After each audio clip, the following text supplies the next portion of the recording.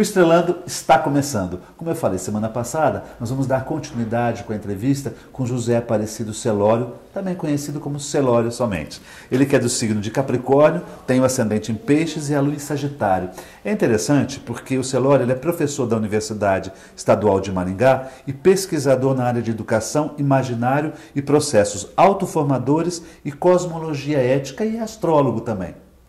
E um astro que abre a carta astrológica do Celório é Júpiter, né? O astro do saber, do conhecimento, né? E das pesquisas também, né? Jupiterianos na área da educação. Sim. Celório, você estava falando semana passada sobre a palestra que você deu na Gaia, no 20º Encontro da Gaia, onde nós estamos gravando essa entrevista. Nós estamos falando de educação. Quantos anos você trabalha nessa área? Eu tenho aproximadamente 20 anos na área de educação, há 19 anos, né? Na área de educação. E tenho com ensino fundamental, um pouco tempo e mais tempo na graduação, formação de professor.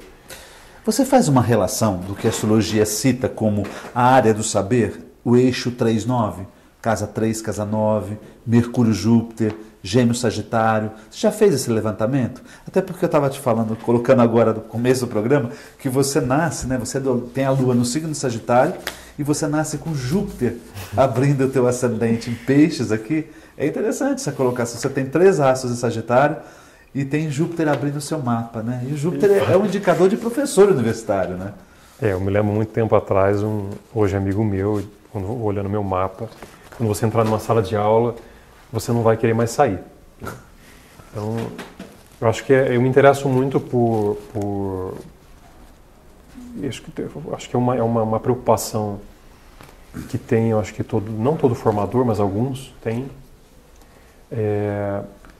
Eu penso que no processo de formação, e aí entram os processos autoformadores, aí tem a relação com a melancolia que eu havia falado no programa anterior, da melancolia. No programa anterior, e eu não agradeci ao Robson Papaléu pelo convite, e agradeço agora,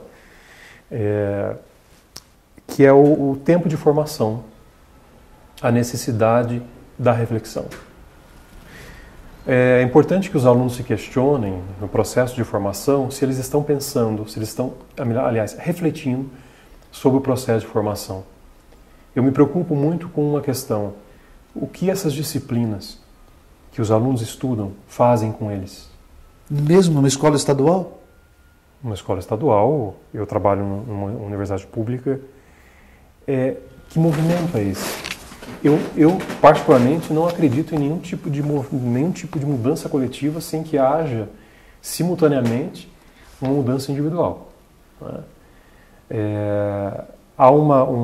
De um modo geral, a escola tende a padronizar os alunos. Sim. São 30 alunos, 40, são tratados do mesmo jeito, a avaliação da mesma maneira.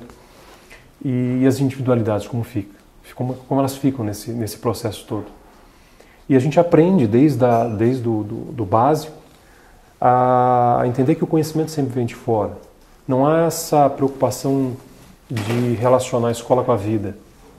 Existe um autor americano chamado John Dewey, um filósofo da educação, que faz essa crítica da separação da escola e da vida. Porque é como se o aluno entrasse na escola e a vida ficasse para fora. E a história dele, a experiência dele, o que ele traz de fora. Isso é bastante importante. Para a escola. Para a escola, para a formação dele. Formação dele, sim. A gente pensa que ele tem que deixar tudo isso lá fora, adquirir uma formação técnico-científica numa escola, qual o resultado disso? O resultado disso é tentativas, né, e alguns educadores defendem isso, de alfabetizar as crianças com 5, 6 anos de idade. Quer dizer, há uma pressa, e entra novamente a questão do tempo, de alfabetizar antes. Na pedagogia Waldorf, ligada à antroposofia, não se alfabetiza antes dos 7 anos.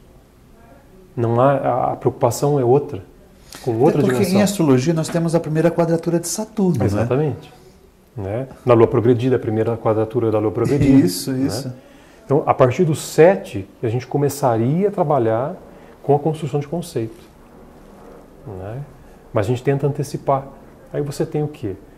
um aluno, a gente acaba tendo um aluno com 15, 16 anos, que não tolera frustração nenhuma, que tem uma dificuldade de lidar com esse processo reflexivo, de se perguntar por que fizeram isso comigo ou por que eu fiz isso com os outros.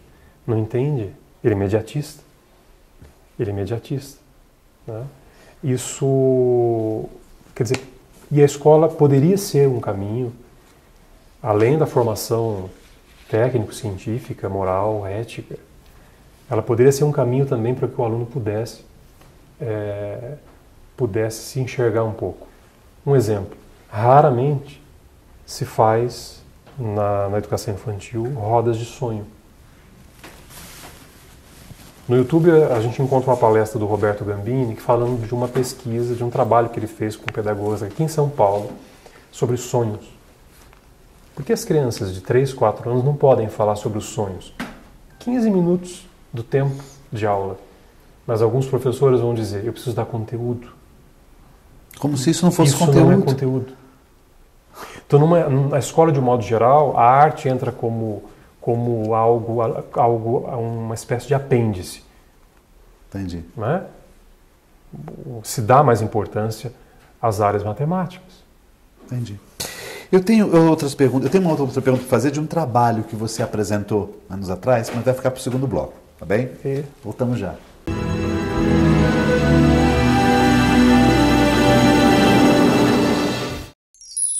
Comunicado. A Escola Santista de Astrologia está com inscrições abertas para os cursos regulares de formação em astrologia.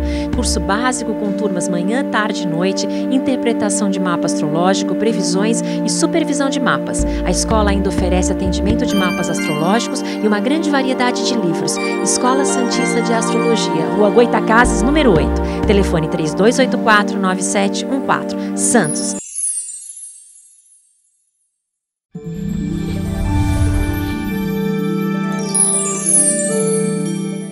O SINAGE, Sindicato dos Astrólogos do Rio de Janeiro, promove o 21º Simpósio Nacional e 12º Internacional de Astrologia.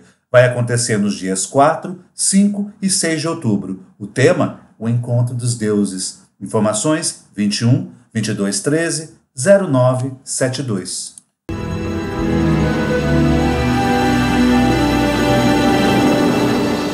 Voltamos ao segundo bloco, meu entrevistado José Aparecido Celório. Estamos falando sobre educação, Saturno, Júpiter, astrologia e tudo junto e misturado, né?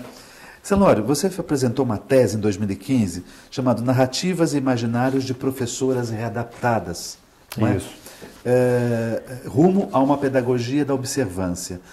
São 3 professoras readaptadas e você utilizou até mesmo, eu li uma parte da pesquisa, você utilizou um mapa astrológico delas, né? Fez uma narrativa celeste, não foi assim? Isso. Você chamou? Foi Nós temos um bloco para você explicar tudo isso. Foi ideia da minha ex-orientadora, professora Lúcia Pérez. E ela um dia olhou para mim, por que você não usa astrologia, já que você conhece? E não imaginava. Foi aceito numa boa? Sim, não imaginava que eu poderia usar. Eu também não havia pensado em usar. Pelo menos no início não, apesar da astrologia ter me permitido uma visão mais ampla das situações.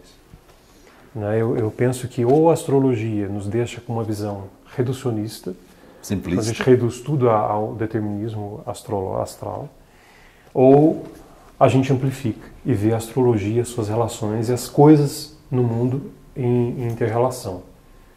E claro, não dá para esquecer o meu ex-professor Carlos Fini, que sempre dizia isso, que a influência astrológica é uma delas. Sim. E a gente tem que estudar as outras influências. O tema foi de 3 professoras? De 3 professoras, eram 7 no início, foram desistindo ao longo da pesquisa. Trabalhei basicamente com professoras readaptadas, porque são professoras que não voltaram a dar aula. Por isso que é o termo readaptado. Elas estão em outra função, biblioteca, secretaria, elas não trabalham mais em sala de aula. A minha tese, vamos dizer assim, né, é a profissão, a professor readaptado, a condição de readaptação, seria uma lente para a gente enxergar, uma lente que amplificaria as condições da escola e as condições dos professores. Em histórias de vida, trabalhar com 1, 2, 3 professoras é um número razoável. A gente não trabalha com quantidade, né? Porque é um trabalho bastante demorado, porque a gente trabalha com a história que elas produzem, história delas produzidas por elas. E por que elas foram readaptadas? Por que elas pararam? Porque elas não conseguiam voltar da aula, ou por problemas físicos, por exemplo. Saúde, doença? Exatamente. Então, as 3, duas com problemas de ordem física e uma com problemas de ordem emocional, né? Então, não tinham condições nenhuma de voltar. E a partir das narrativas, eu procurei fazer a leitura da escola por meio da narrativa. Elas produziram 4 narrativas. Foi a primeira a entrevista, a narrativa oral, a narrativa escrita. Elas escreveram a escrita a partir da pergunta como você se sente no processo de readaptação. Tá. A narrativa escrita é uma narrativa pictórica, elas fizeram um desenho que retratasse a condição delas. E uma narrativa ficcional, que é se elas pudessem voltar no tempo, que professoras elas seriam. Até um colega meu falou, mas que pergunta que você foi fazer? Mas era a ideia de se havia ou não, ou se houve ou não uma mudança de olhar a partir da readaptação. A quinta narrativa foi o mapa. Mapa astrológico. Eu fiz o mapa de cada uma, considerando que o James Hillman, o Gilbert Durand e o Jung consideravam a astrologia como uma linguagem importante para o conhecimento humano. Então eu pautei em 3 autores, que são os autores que eu trabalho com a tese, além do bacharel, que falam da astrologia e têm a astrologia como uma linguagem bastante significativa. A narrativa celeste, eu dei esse nome, não foi eu que inventei, a gente escuta, né? É comum a narrativa celeste, ou narrativa dos céus, enfim. Foi a quinta narrativa. Eu não olhei o mapa antes. Não olhou? Não, eu fiz análise das 4 narrativas buscando convergência entre as escritas, quer dizer, a gente busca o que vai se repetindo nas narrativas, imagens que vão se repetindo na narrativa, e isso tudo, depois de feita a análise das 4, eu chegava no mapa, e aí o mapa me permitia fazer uma ligação entre as 4 narrativas. O que você concluiu de tudo isso? A ideia da pedagogia da observância não é a pedagogia da observação no sentido do controle, de ter o controle sobre algo, mas no sentido de observar de forma lenta, tranquila. As 3 professoras viram a escola, enxergaram a escola de outra maneira a partir da readaptação. E é possível, e a partir dessas professoras, se criar pedagogias, não no sentido técnico, metodológico, uma pedagogia no sentido prático, mas numa pedagogia que enxerga a escola de modo diferente. Que enxerga a escola e tenta ver o que de fato é essencial na escola. A observância é a razão melancólica levada para as salas de aula. E até hoje as professoras continuam readaptadas, o contato que tem com o mapa astrológico delas e a educação e tudo isso que elas passaram estava nesse céu de nascimento depois que eu fiz terminei o trabalho, eu desenvolvi um método que chama bioconto, não vai dar para explicar agora, baseado nessa relação com o mapa. Eu fiz a leitura do bioconto para elas, mostrei o mapa para elas. As 3 têm preponderância de terra no mapa, então tem uma relação muito forte com a ideia da melancolia, com a questão da prática mesmo, do chão, das bases da escola.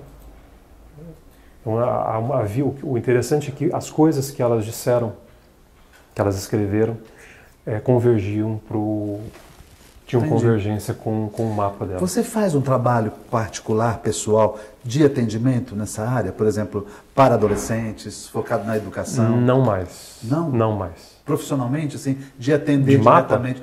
Fazer mapa Não. astrológico diretamente para Não. adolescentes, Não. ou para Fazia. pais, ou para... Há muito tempo eu fazia, não mais. Não. Alguns amigos me procuram para fazer mapa, mas não é uma atividade que eu me dedico todos os dias. Você está mais focado na educação e na universidade. Mas eu tenho um grupo de professores e psicólogos que estão estudando astrologia comigo.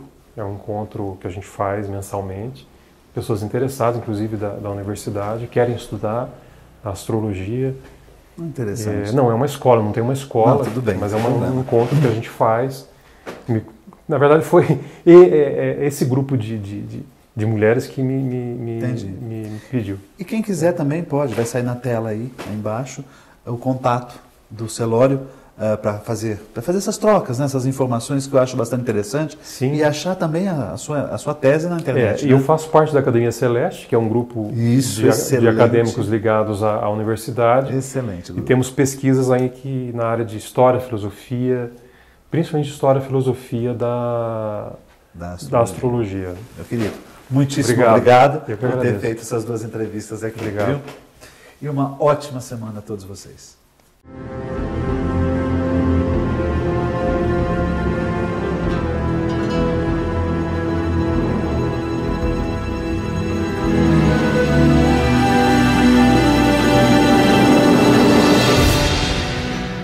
Sicom, a mão amiga no momento certo. Avenida Conselheiro Neves 472, telefone 33263083.